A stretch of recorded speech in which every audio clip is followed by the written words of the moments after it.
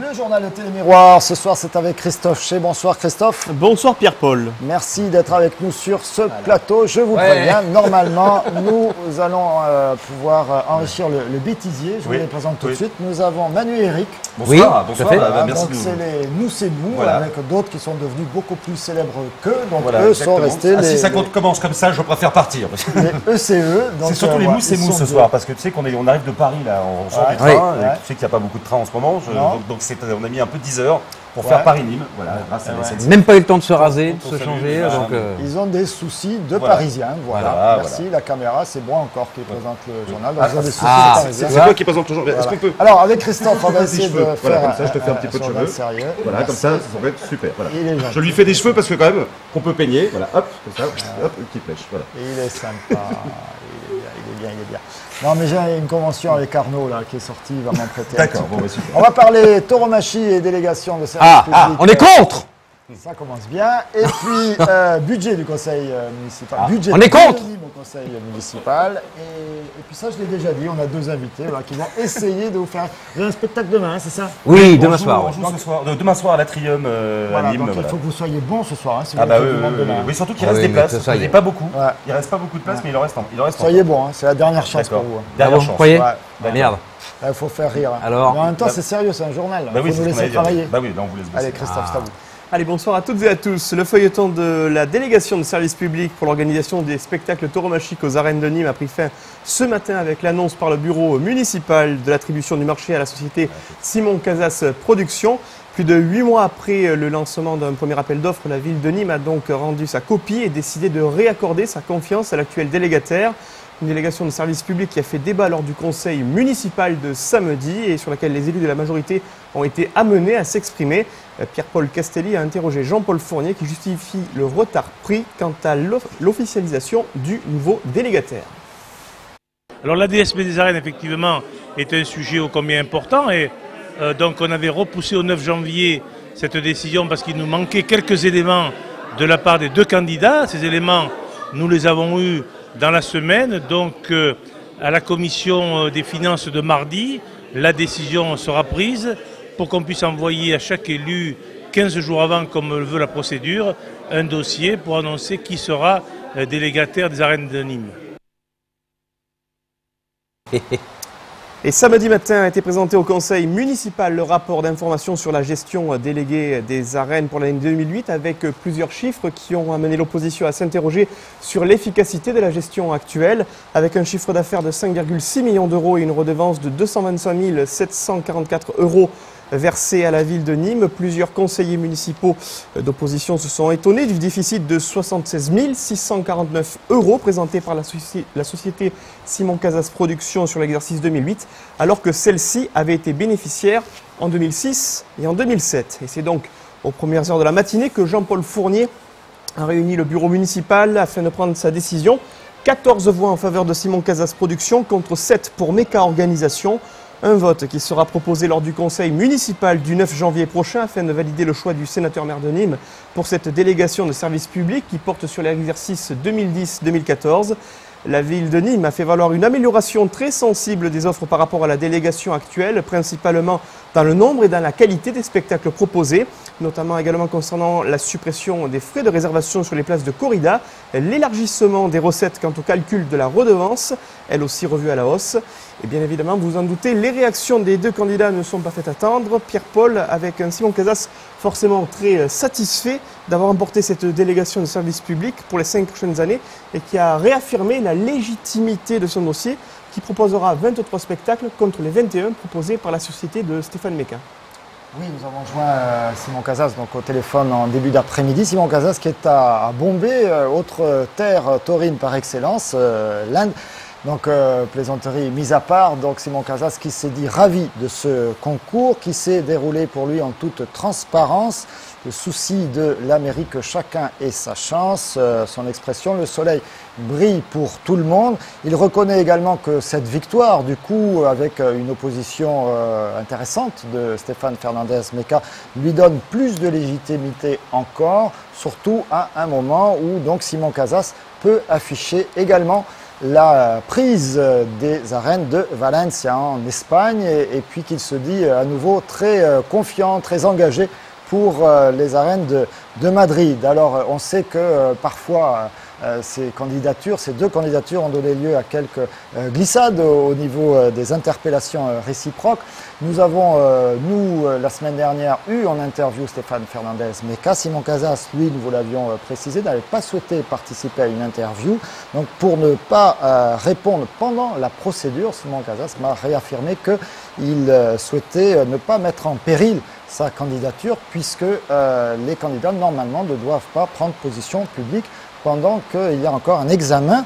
Et puis il s'est un petit peu lâché quand même sur Stéphane Fernández-Meca en disant que ce dernier avait été parfois irrespectueux envers sa personne, voire insultant et mensonger, ce sont ses propres termes.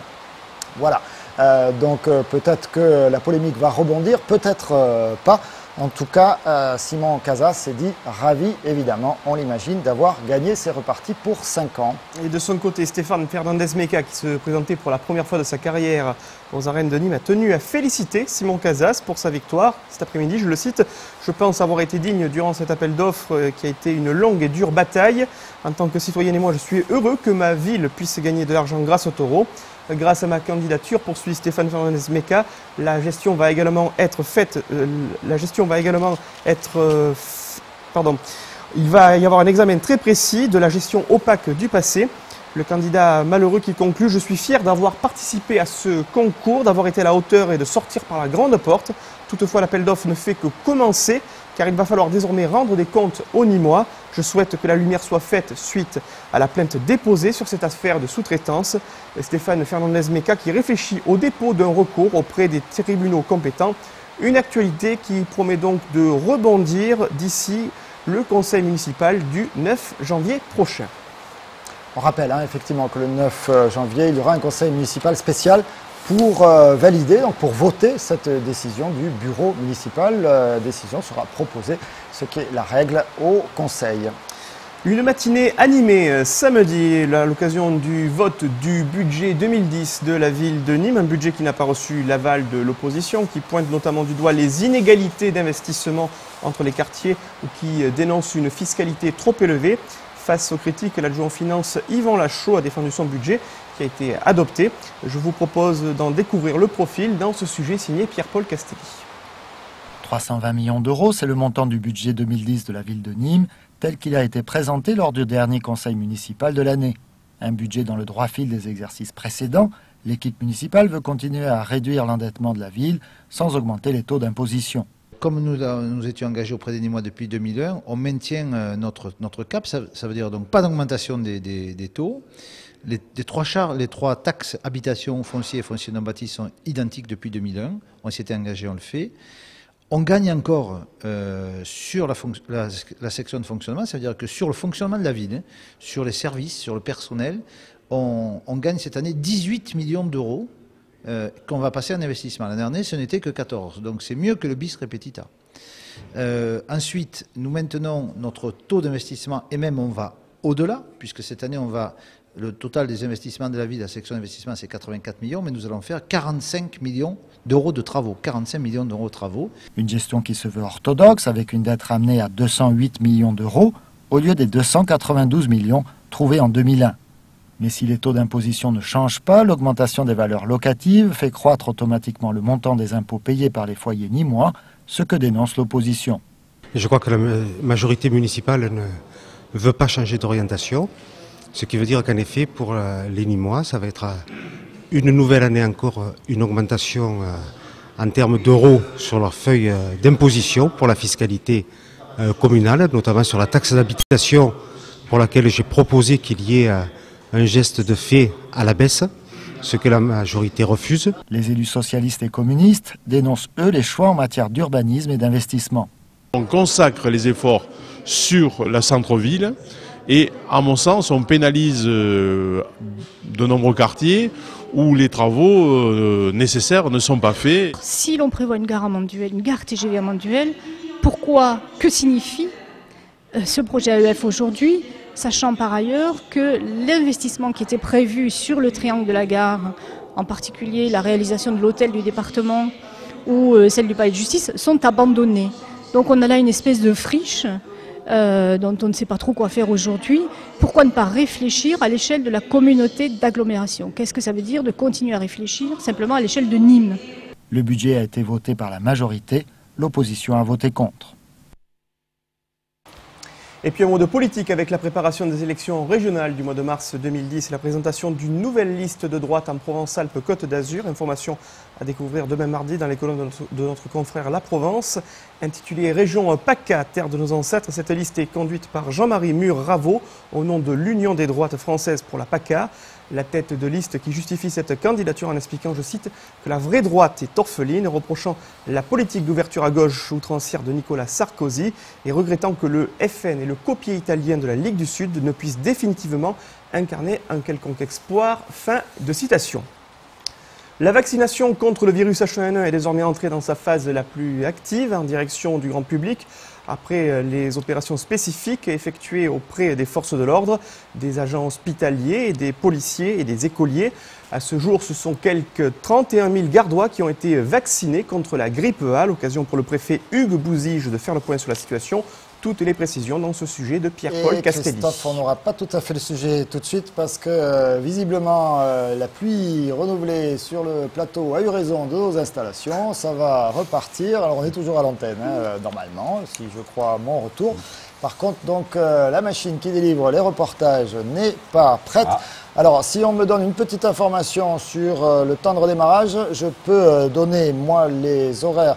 Voilà, 2 minutes. Ben, écoutez, on va peut-être passer à un truc.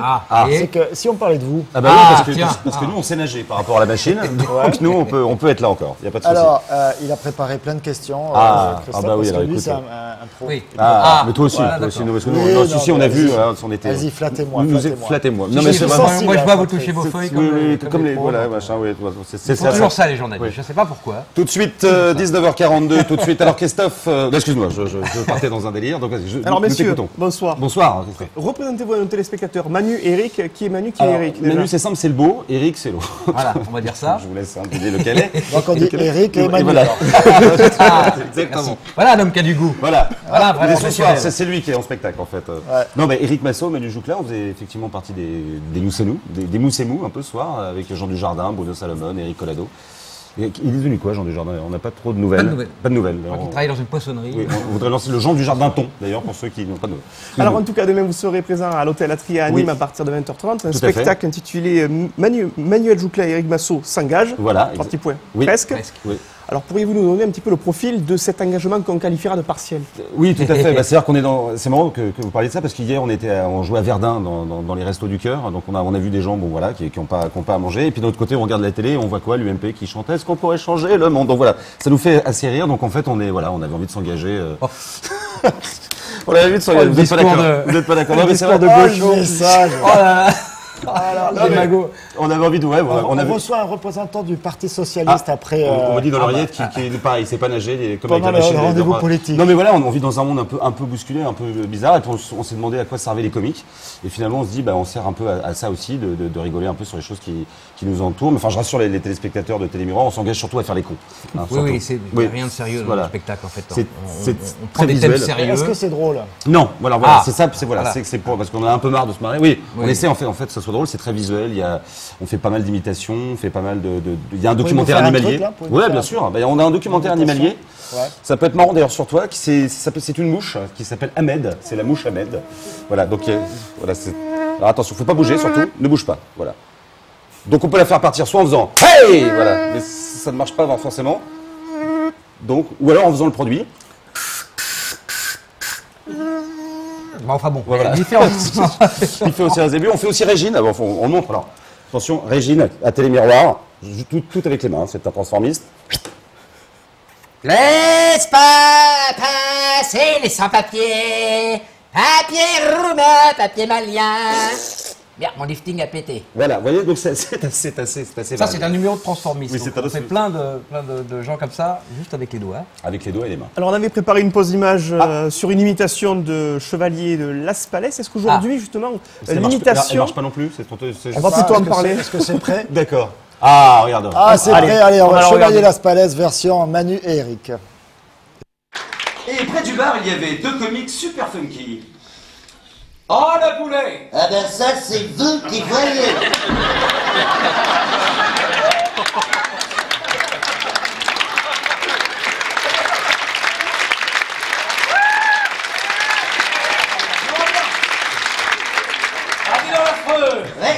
L'autre jour, c'était l'anniversaire de ma femme. Et qu'est-ce que tu viens faire à ta femme? Un abonnement à la Matmut?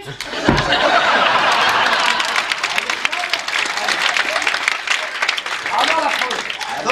Ah non, pour bien marquer le coup, je me suis offert un GPS. Il est bien ton GPS, mais dis-moi, il sent. Ah, tu te gourres. Ça, c'est pas le GPS, c'est le GPT. Ah ben ça, c'est vous qui sentez. Hey! Alors messieurs, est-ce que Voilà, donc c'est très fin, hein, bien sûr. Hein, est-ce qu'aujourd'hui, l'imitation, c'est la forme d'humour qui a la plus la cote auprès du public? Oui, nous, c'est pas un spectacle d'imitation. Hein, c'est un spectacle où on met un peu d'imitation, on met pas mal de visuels, on met pas mal de personnages et tout ça. Mais c'est vrai que oui, parce que... Mais c'est-à-dire que c'est des références. Voilà. Et donc les gens, quand ils ont des références, c'est plus facile... l'humour est plus facilement assimilable, on va dire.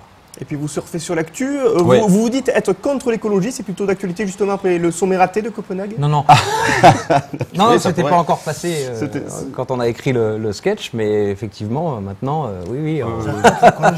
Non, on n'est pas contre l'écologie. Non, au contraire, on est pour. On est pour, mais dans le texte, on a mis contre parce que. On a mis contre parce que ça nous faisait marrer, puis surtout qu'on est contre une certaine, des gens qui se proclament écolo et qui ne sont pas forcément tant que ça. Oui, voilà. Donc voilà, on est contre, par exemple on est contre les Par dogmes. exemple Tu veux qu'on balance hein, des gens balance. Pas de Non, Morin, dans un notre journal organisateur, mais d'information. tout ça parce que lui, il est pour l'écolo. Non, non, mais voilà, nous au contraire, nous on est pour l'écologie. C'est dommage que Copenhague. Bon, ils savent pas ce qu'ils veulent. pas marché. Ils sont pour, ils sont contre. Voilà, mais on est pour et contre. Voilà, on est les on deux, est hein. les deux. On est en fonction des gens en fait. On est Demain très soir à la Tria. Donc c'est à 20h à l'Atrium du Novotel. Voilà, La Tria. À la Tria, ça s'appelle, d'accord. L'atrium de la Tria. L'Atrium de la Tria, voilà, très bien. exactement. Et Bon, est-ce que nous vous va. avez Pendant déjà- 1h30. est-ce que vous avez déjà vu un JT comme ça?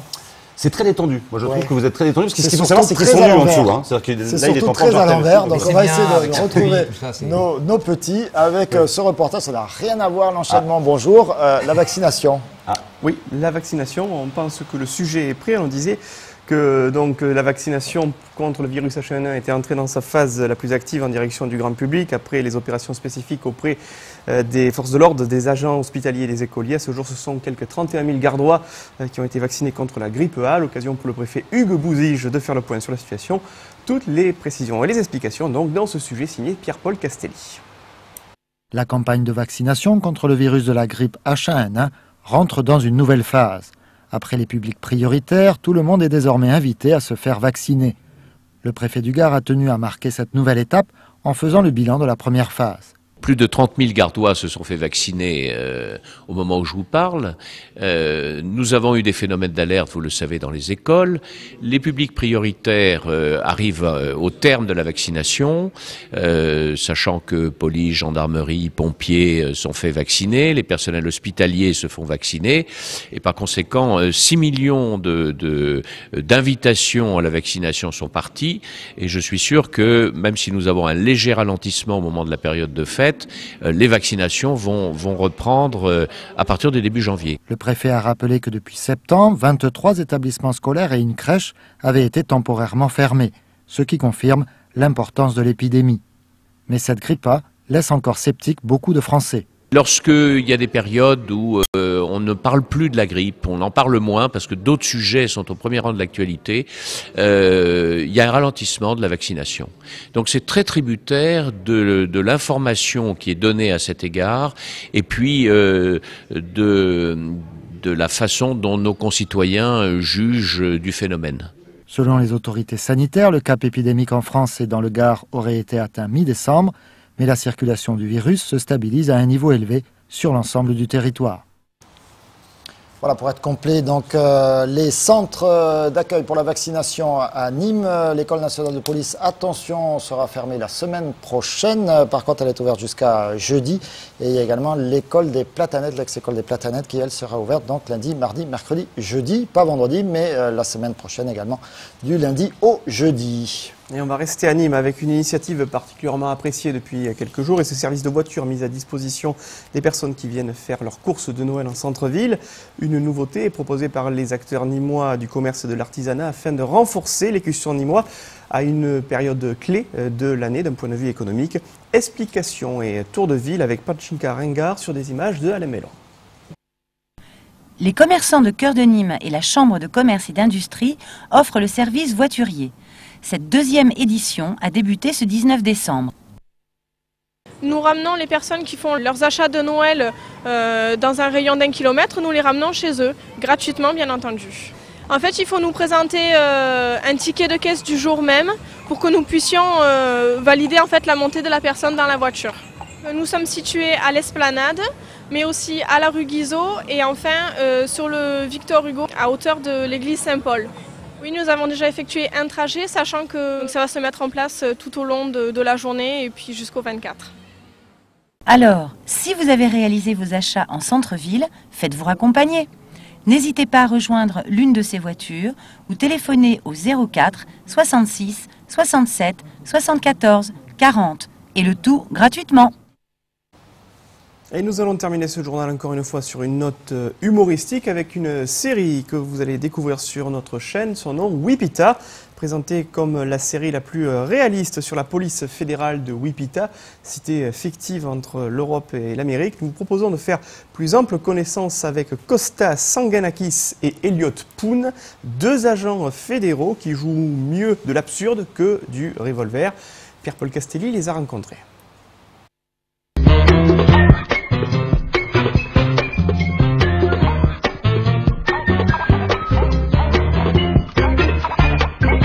C'est une vraie belle série hein, avec beaucoup de spectacles, des cascades.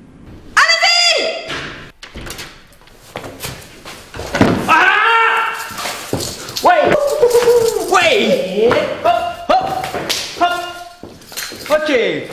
Que plus personne ne s'arrête de bouger. Des explosions, des coups de feu.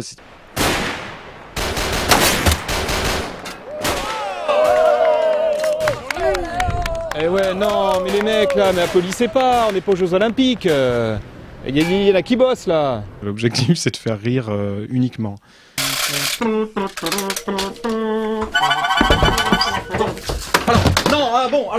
Moi ce que je pense, c'est que vraiment l'assassin doit se déplacer en tandem de 14 sur un angle circonflexe. Non, Elliot, sauf si son complice possède un camion Ben. Et oh.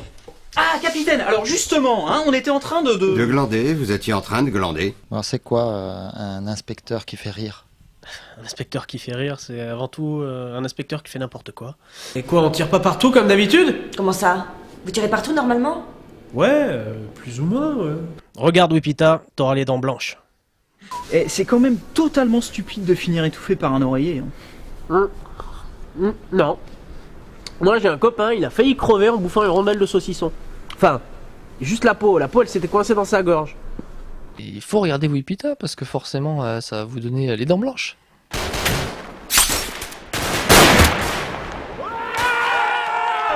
Oh, ça suffit là maintenant, hein. Kevin, truc, vous les reculez là maintenant, vous foutez 4 mètres là, c'est bon. Et oh non, il n'y a pas de haut, hein. C'est qui le. Voilà, 10 ans d'études quand même, hein. Bon, bah regardez Wipita, parce que pour les dents blanches, c'est quand même ce qu'il y a de mieux. Donc, Wipita est le nouveau dentifrice, préparé par ces messieurs. Merci les gars, bravo.